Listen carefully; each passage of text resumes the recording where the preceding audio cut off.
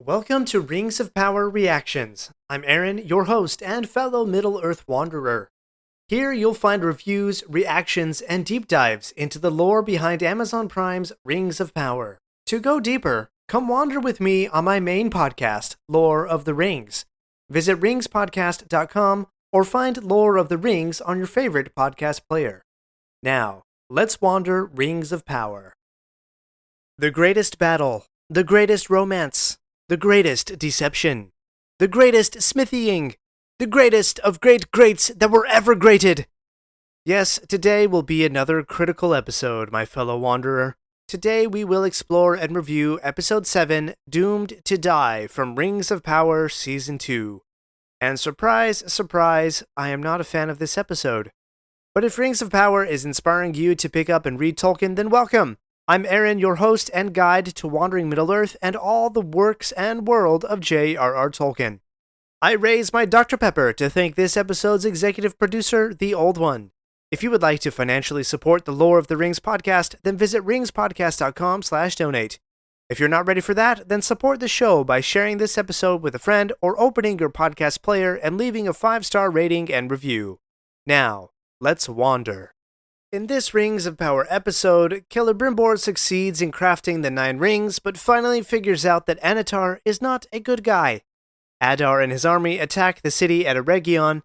The dwarves do nothing, Galadriel does nothing, and Elrond basically doesn't do anything productive either. So let's start with the siege of Eregion. Celebrimbor wakes up to a peaceful morning in Eregion. And finally we get a few shots of the so-called greatest elven smith actually doing some crafting. He creates 1 ring, just 1, that's all we get. But reality is starting to come in. The gem on Feanor's hammer appears to be fallen or misplaced, and he has to get on the ground and look for it. He also sees his weary expression in the mirror. He looks rather crestfallen and tired. But when Annatar comes in, he says these past weeks. Is his perception of time being warped? Because the attack is still happening, and I don't think it's actually been weeks between episodes. In fact, I think somewhere they say like 4 days or something like that. But there's a nice wide shot of the battle that is still raging on actually outside. But the city seems so empty. There's only like 2 or 3 people running around. And the gate is literally wide open without any defenders. Why is Mordania asking for orders? She is like a jewel craftsman, isn't she not? She is not a military commander. Or are we supposed to believe that she is? I'm not exactly sure there. Somebody mentions that they are not alone, simply as a callback to Éomer at the top of the hill at the end of Helm's Deep. This will be the first of many parallels between this battle and Helm's Deep, but just as with so many other things in this show, these moments will be unearned, not set up, reliant on luck, and portrayed in the dumbest way possible. The orcs begin to turn the trebuchets, and if you look closely, there's like 1 orc trying to lift it up, but it's pretty much not contributing anything. And besides, these huge catapults are extremely heavy. I think they'd need at least twice as many orcs on those things just to turn them. And it so happens that the orcs are so lucky that a huge rock pinnacle was being held up by a precariously tipped boulder, and that they were able to get at least 1 hit near that boulder that causes the pinnacle and the whole mountain to fall. Well, what was their plan if that didn't work?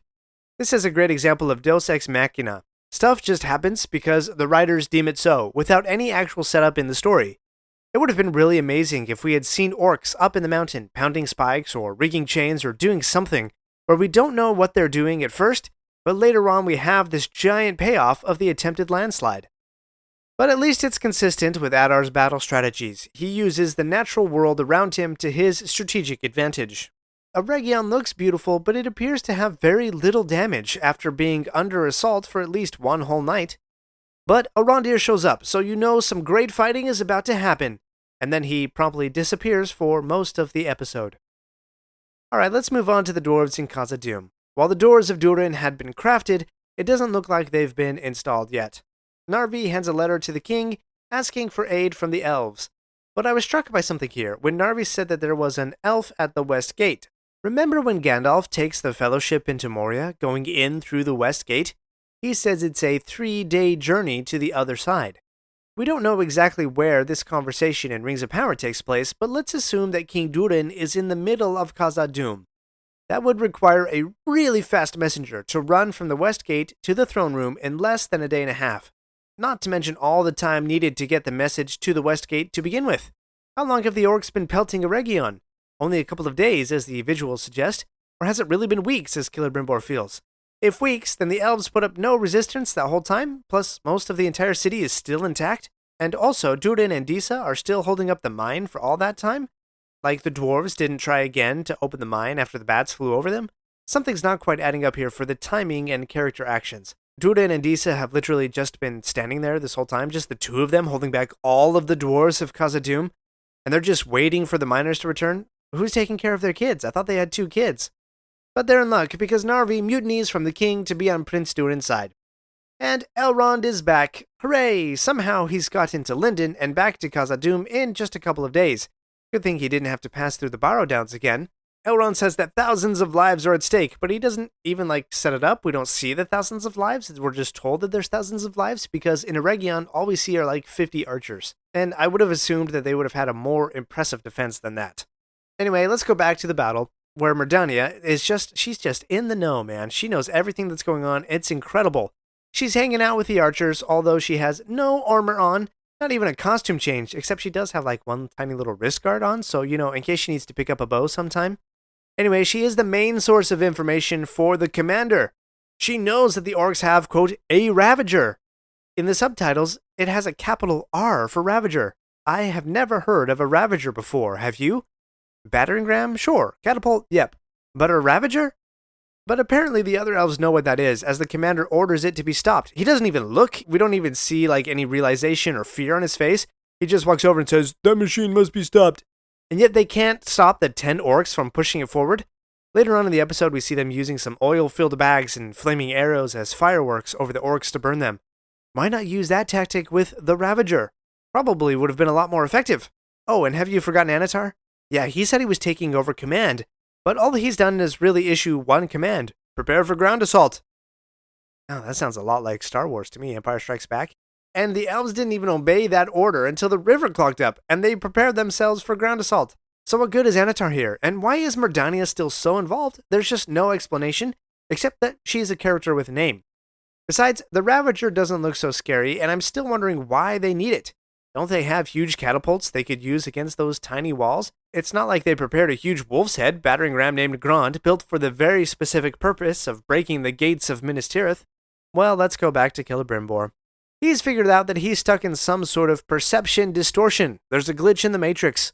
But this big reveal comes when he throws the hammer out the window, and all of a sudden, Anatar's illusion is broken, simply because of some outside noise has come in. But hold the phone. Celebrimbor literally opened this episode by sipping his elven coffee on the porch outside. If noise from outside breaks the illusion, then how was Celebrimbor fooled before? When he confronts Anatar, I love the almost imperceptible twitch in Anatar's face when he realizes he can't keep the sham up any longer. Again, Charlie Vickers is just doing yeoman's work here with this script and his character. He's doing an excellent job.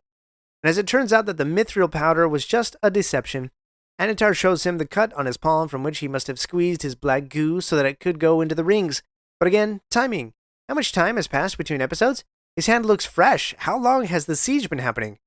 It's still bleeding. He didn't even bandage it or anything? I'm just really confused about the timing here. And Celebrimbor, after realizing that Anatar is Sauron, he just turns and leaves the workshop to go survey the damage outside. No confrontation at that moment. He basically just cries and runs away, which is what every male character in the show does when confronted with a challenge. From Durin to Celebrimbor to Elendil, they just cry. No other reactions. It's like this script was written by a handful of teenage girls who had never actually met a man before. Celebrimbor says that the Ravager is attacking the thinnest point of the wall. A few issues with this scene. How do the orcs know where the thinnest part of the wall is? They just happen to have secret knowledge? And why is there not even one single attack on the front gate over the bridge? And is this actually the thinnest part of the wall? We don't actually see that. Celebrimbor just says it. To me, it just looks like every other part of the wall. Why does this show insist on so much relying on weak dialogue rather than actually showing us these things? Oh, and by the way, do you notice that for this entire conversation where Celebrimbor is on the wall, the battle around them essentially disappears? Not one arrow flies across the screen. Not one elf even looks out over the wall. There's even a siege ladder leaning against the wall, and even though thousands of orcs are down below, not one even pops their head over the wall on the ladder that is literally right there. There is no inner consistency of reality here. And apparently Sauron can use the Force. but he uses the Force to throw Mordania off the wall, making it look like Celebrimbor did it. Okay, there's no real setup for that, but his powers are whatever the writers need them to be. But she survives falling off the wall, and while at least 4 or 5 elves stand there and just watch, 3 of them are actually archers with bows and arrows in their hand, but they just stand there and watch as an orc slowly walks over and takes a big swing, revealing his chest. Seems like a great opportunity for an arrow shot right there, and he just ends Mordania. I emphasize again, 3 elven archers are just standing on the wall watching, just 5 feet away. This is the easiest shot they could have taken. And yet not one single arrow is loosed in an effort to save Mordania? Did the writers just not even think about this? But then elven horns sound in the distance. Alright, I really love the golden clad warhorse. It's pretty awesome. That's a pretty good visual. The elven armor is really dorky though, and I think I've seen better cosplay at fan conventions. But what I actually do like is there's about 200 elven warriors on horseback. Emphasis again on elven. These are no mere mortal men from Rohan. These are the elves of the Second Age, strong and still young. Imagine what 200 Arondirs or 200 Legolasai? Just imagine what 200 of these warriors on horseback can do. I do appreciate that there's finally some scale for this show. A field wide with war horses and elves clad in armor is a formidable visual. But unclear why Elrond is in command here, even as Gil-galad is on the battlefield. I would have thought that Gil-galad would have led the charge. He's no stranger to battle and war, and besides, how did Elrond get there? Did he take the whole cavalry to Khazad-dûm, or did they wait for his high school reunion to be done before they charged on Eregion? It doesn't really make sense. We're not done yet.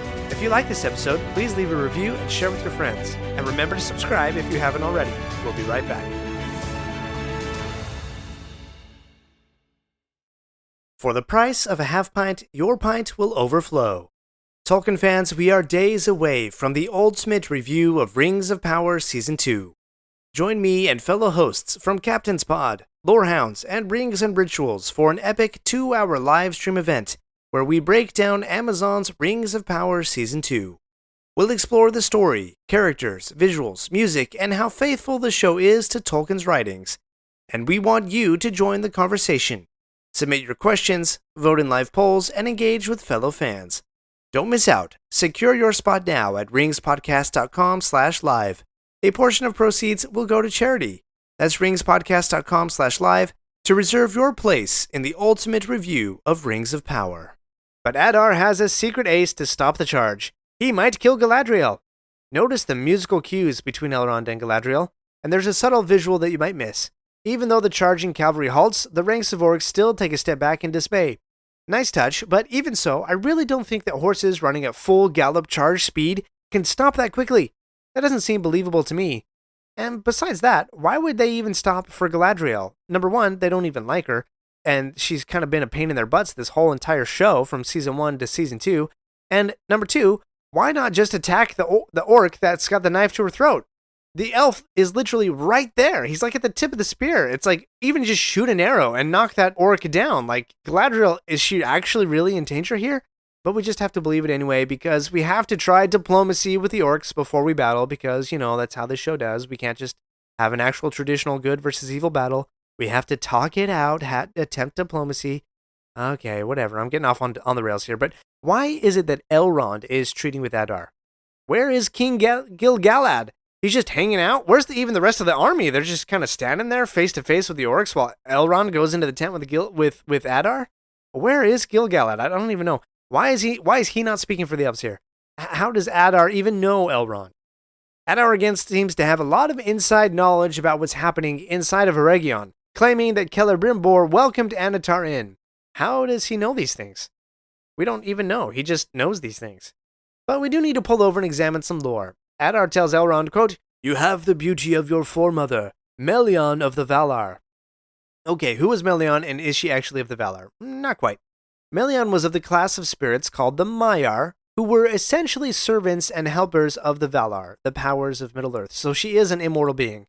Other examples of the Maiar would be like Gandalf and Saruman and even Sauron. These are all spiritual beings of the Maiar. Melian married an elf king, and their daughter was Luthien. the same Luthien who with mortal man Baron reclaimed one of the Silmarils from Morgoth's crown. Luthien is Elrond's grandmother, but here's something ironic that Rings of Power does not even pick up on. Out of the few elves in this tent treating with Adar, Elrond had 0 interaction with Melian. But another elf actually invested several centuries learning wisdom and grace at the feet of Melian, and she's standing there in this tent with Adar, Galadriel. And yet we get no recognition on her face, not even a shot that Galadriel knew and loved Melian when she is mentioned. And it would have been so simple, so easy. They don't even need the rights to the Silmarillion.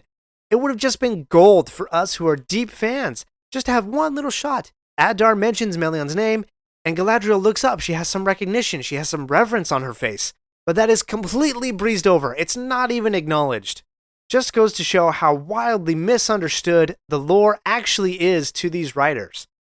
Let's examine Adar's claims to Elrond. He will outmaneuver the elves, and his forces outfight the elves. Yeah, nobody's buying that at all. I mean, just on the screen, if you've only seen The Hobbit or The Lord of the Rings, you know that Legolas is worth at least 40 elves. Legolas, like the Battle of Helm's Deep, he handles 42 orcs all on his own. We've all seen this before. That's precedent on screen before. Neither of these statements, that Adar's forces will outmaneuver the elves or that his forces will outfight the elves, they have no setup to them. There's no precedent for them in this show. We have no idea what the size of the opposing forces are, what their setup is, what the lay of the land is. We just have no idea. They haven't shown us anything. We just have to take what the characters say and visually piece it together for ourselves. But beyond that, both of these statements are incredibly inaccurate. So either Adar is bluffing and Elrond is a fool, or they actually believe this stuff, which is just not even believable for me. So let's bust these two myths. Number 1, Adar says that they will outmaneuver the elves. Well, Elrond's forces are on horseback, and they have already just completed a flanking maneuver before Adar even pulled his sneaky trick of Galadriel in the cage. So no, elven warriors on horseback are not going to be outmaneuvered by sunburned orcs on foot. If Adar made the case that the muddy river bottom would be detrimental for horses, then sure, maybe I could buy that, but he doesn't even make that case, and neither do we actually see that that would be a problem. I doubt the writers even consider that. Myth busted because the elves have already outmaneuvered the orcs. We have no reason to believe that that would be reversed. Okay, claim number 2, that Adar's forces would outfight Elrond's elves. We've seen in this show, just in Rings of Power alone, that one elf can usually take down about 20 orcs before they are even scratched. Just look at the elf to orc kill count ratio. It's not even close. Fine, so Elrond doesn't have that knowledge, but Galadriel does. She's even fought Adar's forces on the battlefield only weeks or months before, but she doesn't offer any advice here at all. So let's do the math ourselves. Let's say that Adar has 5,000 orcs since he's claimed to have 5 legions. In Eregion, we've seen about 30 elf archers. 30 elves each can take on 20 orcs. That means 600 orcs are down. Now Elrond has shown up with at least 200 elves, and they are on horses, which gives them an even greater advantage. So let's spot them 50%, so one elven cavalry rider can dispatch 30 orcs. 200 times 30 means that Elrond's army can handle 6,000 orcs. So even then, Elrond's forces could easily outfight Adar's so-called 5 legions, as the combined elven forces can fight 6,600 orcs without even breaking a sweat. But wait, you say, Adar has a troll. Well, I see your troll, and I raise you 1 Arondir. Or 1 Galadriel. Either way, they can single-handedly bring down the troll. Maybe not Arondir, perhaps, and Galadriel is still in chains for now, but I think a few of the extra cavalry elves could have handled the troll. But this is completely lost on these characters and the scriptwriters, so Elrond just simply accepts Adar's terms, although he is able to cleverly plant some seeds of doubt in the orcs' minds as he does so. But this isn't the worst of the diplomacy conversation in Adar's tent. Elrond and Galadriel share a moment. We'll get to that right after this break. We're not done yet. If you like this episode, please leave a review and share with your friends. And remember to subscribe if you haven't already. We'll be right back. Are you ready to dive deeper into Tolkien's world? If you've ever struggled to read the Silmarillion, I've got just the thing for you. I've created a free guide packed with my best tips to help you conquer this epic book. Whether you're a seasoned reader or tackling it for the first time, this guide will make your journey through the first age of Middle-earth more rewarding than ever. Head over to ringspodcast.com to download your free guide today. Your adventure deeper into Middle-earth starts now. Visit ringspodcast.com today for your free guide. It is the greatest kiss of all time. Even Wesley and Buttercup's kiss would not have matched the passion and purity of this kiss. It's even so terrible to see that the orcs can't stand to look. This kiss between Elrond and Galadriel, it's just so stupid. It breaks all the lore. It has like 1000% zero precedent in anything Tolkien wrote, and it is just plain insulting. At this point in the lore, Galadriel was married to Celeborn, and their daughter, Celebrian, was born sometime in the Second Age. Newsflash, Elrond marries Celebrian. So he's kissing his future mother-in-law here. Yikes. No thank you. Alright, but let's give him the benefit of the doubt. He doesn't actually know that yet because apparently he hasn't met Celebrian yet. I don't even know. Where is Celeborn? Where's Celebrian? We have no idea. And I know what you're thinking, but he had to distract everybody and slip the pin into her hand so that she could escape. Sure, absolutely. I can think of 3 or 4 other ways that he could have done that. Ways that would have shown more respect for Galadriel. Kiss her on the hand, for one, like you would show respect to a queen, and slip the pin in her hand as you do so. Maybe he could take her hands into his and touch the brows of their heads together, similar to other greetings that we've actually seen them already do. Each of those ways would have been consistent with their platonic friendship and treated Galadriel with an elegance and grace that she deserves. And he doesn't even pass the pin while they are kissing. He does it after the kiss. And there's an orc in the right of the frame that is clearly looking at them. How does he not see this? Instead, what we're given in this show is yet another male character who seemingly has the hots for Galadriel. Okay, fine, so Elrond didn't actually mean it, but come on. When every other male character in Galadriel's orbit is romantically attracted to her, Halbrand, Adar, even Isildur and Theo back in Season 1, and you have all of this beautiful romantic music and the lingering and the closing of the eyes, it's just rather pathetic that this is the best that the writers could come up with. Unless their whole entire goal is to insult the Lord of the Rings fanbase. Then well done, you've accomplished your goal far better than anything else you've done with this show. Let's move on. It's cool that Elrond and his buddy are speaking Elvish among the orcs, but we have to remember that they are led by a dark elf. So maybe it's actually a stupid assumption that the orcs don't understand them. And then he gives it all away anyway, giving the key order in common tongue. Ride to them now. And then leaves his buddy in the middle of the orc camp? Like, what? I wouldn't trust my enemy that way. Okay, Prince Durin makes a rousing speech to the dwarves. It's actually a really good speech if he were actually talking to warriors and not the common citizen dwarves as shown on screen. But it is incredibly rousing speech, if not pretty ironic that he's talking about loyalty as they're going to mutiny against their king. But in fact, it is one of the best battle speeches Rings of Power has given us thus far. And let's go back to the battle. So we do actually see that the muddy river is a problem for the horses, so I take back some of my earlier comments. I still think the problem could have been foreshadowed or set up a little bit better. And besides that, it's like, when did the fighting resume? We just have Elrond walking out, and he doesn't even go back to his command, he doesn't even go back to the horses, they don't charge again. They're just randomly riding their horses through some trees. It's like, come on, dude, have a better strategic advantage than that. You gave up your strategic advantage before, it just doesn't make any sense. And the orcs are using the Ravager to tear off little pieces of the wall.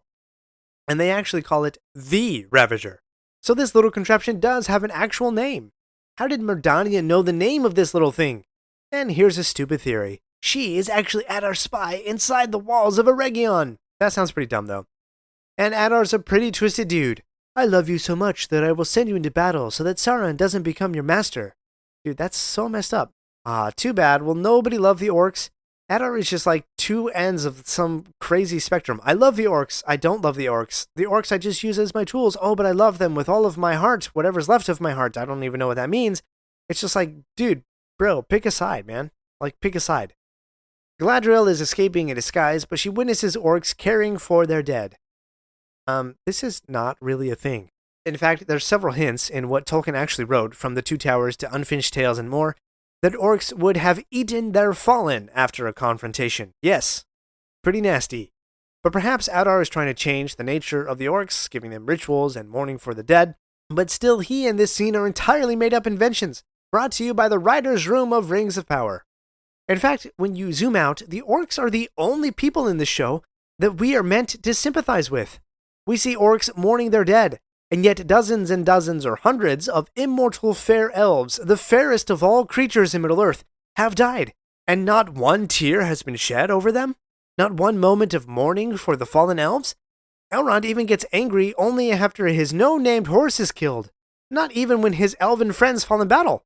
Such a wild misunderstanding of Tolkien's lore, and I cannot help but feel like some level of political agenda is being pushed in this show. Which brings me back to the title of this episode, Doomed to Die. This line is clearly in reference to mortal men, that men die and their spirits leave this world. It comes from the ring verse printed in the Lord of the Rings book. Sure, the 9 rings are made, but do we see any mortal men in this episode? Not a one. So they've taken a line from the ring verse about men, and they are applying it to this battle between orcs and elves. But elves are not doomed to die. They are immortal creatures. Even after death, their spirits return to Valinor. So this title is a wild misnomer for what actually happens in this episode. And perhaps it's just projection. Maybe Rings of Power is doomed to die, even though I wouldn't want that to be the case. Oh man, I feel so complicated about this. Anyway, Galadriel escapes and somehow is so careless that her blonde hair that according to lore has caught and reflects the light of the 2 trees of Valinor, yet she can't even keep it all in the shawl? Dead giveaway for at least 2 of the 100 or so orcs for them to realize that she's not actually an orc. But Arondir saves Galadriel. How did he know that she was under the shawl? Even a few dozen orcs never noticed until the very last 1 or 2. And awesome. The army of dwarves has assembled. Prince Durin has some wicked-looking armor, and they are ready to march to Eregion. But what happens next is, again, really stupid storytelling. Narvi comes, he's got a pretty nasty wound on his head, but he comes to say that the king is killing his own men. And Disa says that the army needs to be recalled, and then Narvi says that Khazad-dûm is going to fall by some unknown beast that might potentially be released. Why is Narvi saying all of this?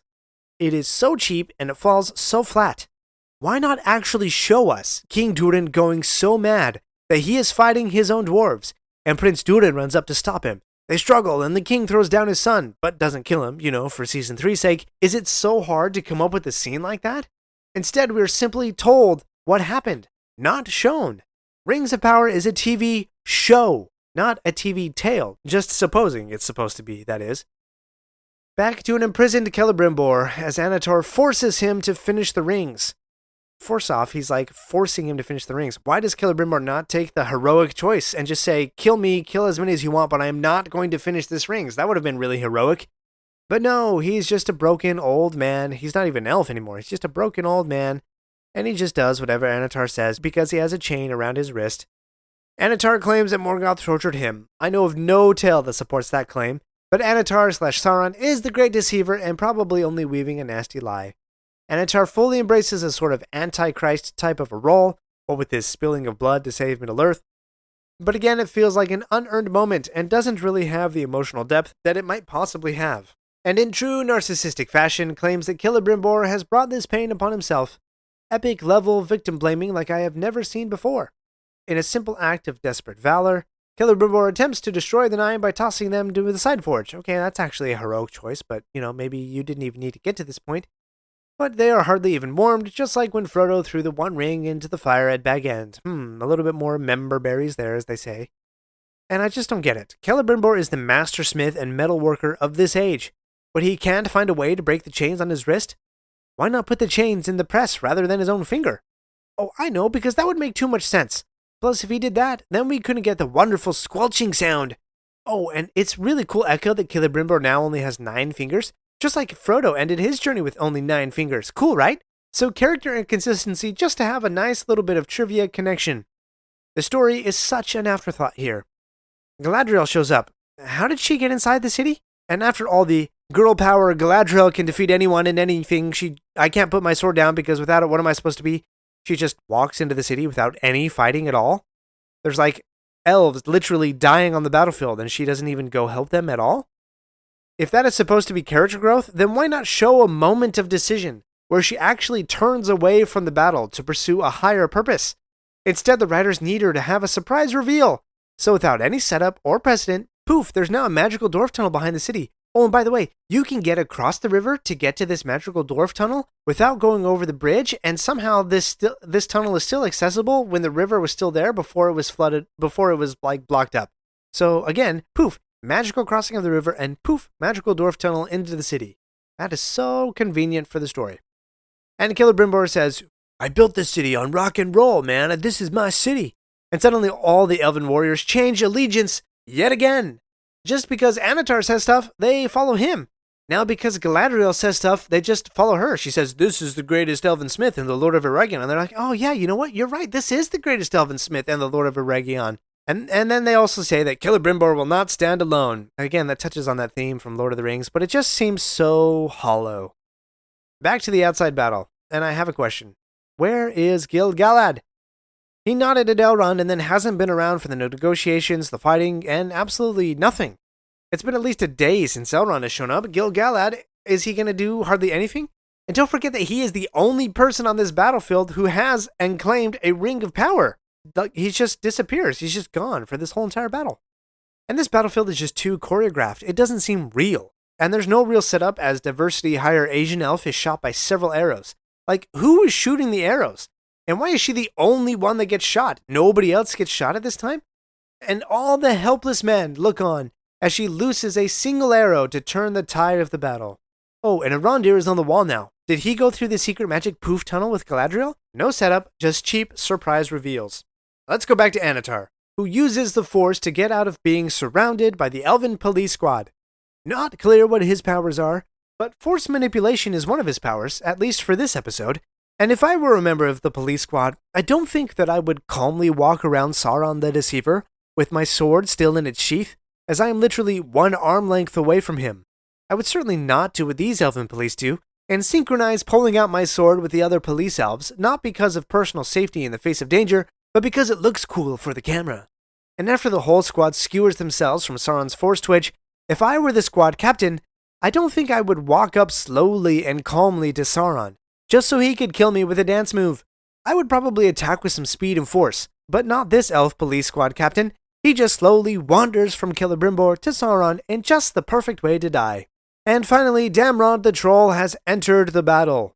Where is Galadriel? She can take down this troll while everybody else watches. Arondir has some very helpful battle instructions. He must not reach the wall.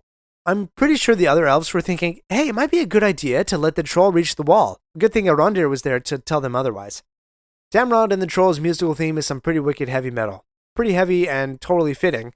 And I'm not sure how strong the rope is, but Elrond's sword has been slicing through orc armor and bodies all day. But suddenly this little rope presents a huge challenge. If he were going for perfect timing so that the Ravager sucker punched the troll, he did a good job, but he was hacking at the rope for a good long while. And finally, Gil-galad enters the battle. What in the world has he been doing while thousands of orcs and a troll have wandered across the dry riverbed up to the very walls of the city? What a terrible king to hold back until he gets the glory kill. He says, a king's place is wherever the need is greatest. Well, yeah, then where in the heck have you been this whole episode? There have been so many times where the need was greatest and you were just not even there. Not even an explanation of where you might be. And in 10 seconds, we've gone from the blackest, darkest part of night to the rising of the sun. Time has no meaning in this show. And apparently neither does direction, as everyone points to the rising sun saying, look to the north. For the record, the sun still rises in the east in Middle-earth. But alas, time and direction have no meaning. So the solitary soldier, wounded from arrows, can make it from the top of the hill, a mile away, down to have a conversation face-to-face with Elrond. That Adar and his orcs who started crossing the river hours ago are still crossing the river? Time and distance have no meaning. It makes this story so inconsistent. Oh, and another detail. Remember that orcs don't like to be in the sun? Yeah, it burns their skin. Hence they need a cloud-covered land to dwell in. But apparently the orcs have sun immunity if they're in battle. Yeah, that's no longer a problem here. And I just feel really sad for Elrond. He sits there in disbelief and shock, insisting that Durin and the dwarves will come. Maybe they will in the next episode, who knows, but he just kind of sits there while the battle continues. It's very unclear to me why the orcs insist on using their little chains to break down the wall. They've crushed all the resistance on the outside, and right next to them is a ladder that nobody is using. Seems a little pointless and wasteful to continue focusing on the wall. But they have a Ravager, so the screenwriters had to get some use out of that. Adar takes the ring, but doesn't kill Elrond because, no character consistency, and we need Elrond around for Season 3. and the episode closes. But I see one glaring huge mistake that this episode, when combined with the previous episode, introduces. Why did Adar have to wage war to get to Sauron? Why did he not attempt to negotiate with the elves of Eregion just like he did with both Galadriel and Elrond? He just assumed that he had to fight to get to him, but then he had the diplomacy talks with the other elves? Instead of the stupid, "Where is he?" message written on the soldier's chest in the last episode, why not send that soldier back alive with the actual message? Hey, they will leave if we hand over Sauron, but that would have been too consistent, too logical, plus added to the drama of Celebrimbor trying to find out who Anatar actually is. But a totally blown and missed opportunity. Okay, let's score this episode from 1 to 5 wizard staffs. Let's give this episode a score. Story. So many plot holes and magical, convenient contrivances to be believable. I give it a 2. Characters. Are they consistent with their motivations and do their actions make sense in context of this world? In a word, no. I give characters a 1. Dialogue. Prince Durin's speech is actually pretty great, but some other things pull this down to a 3. Visuals. Some of the shots are really amazing, but still too much telling, not enough showing. 2. Music. Default to 4 here. The themes are good, and Dameron's music is pretty wicked, but nothing too spectacular on this front for this episode. Lore faithfulness. Elrond and Galadriel, orc rituals, Celebrimbor's fingers, and more. If you know of any Tolkien writing to justify any of these lore decisions, send it my way. But I'm giving this a 1. Overall score then is a 2.2. That's the second lowest scoring this season, second only to episode 6. But what do you think? Do you disagree with any of my scores here? Please send me a note because I would love to hear from you. Find me on Instagram or X, or send me a note using the contact form at ringspodcast.com. Thank you for wandering Middle-earth with me today. My friends, if you enjoyed this episode, let me know by subscribing, leaving a review, and sharing with your friends. Follow me on Facebook or Instagram at Lore of the Rings Podcast. For feedback on the show, please email me using the link in the show notes. Until next Thursday, remember, not all those who wander are lost. For the price of a half pint, your pint will overflow. Tolkien fans, we are days away from the ultimate review of Rings of Power Season 2. Join me and fellow hosts from Captain's Pod, Lorehounds, and Rings and Rituals for an epic 2-hour live stream event where we break down Amazon's Rings of Power Season 2. We'll explore the story, characters, visuals, music, and how faithful the show is to Tolkien's writings. And we want you to join the conversation. Submit your questions, vote in live polls, and engage with fellow fans.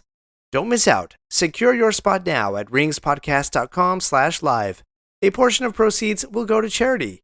That's ringspodcast.com/live to reserve your place in the ultimate review of Rings of Power.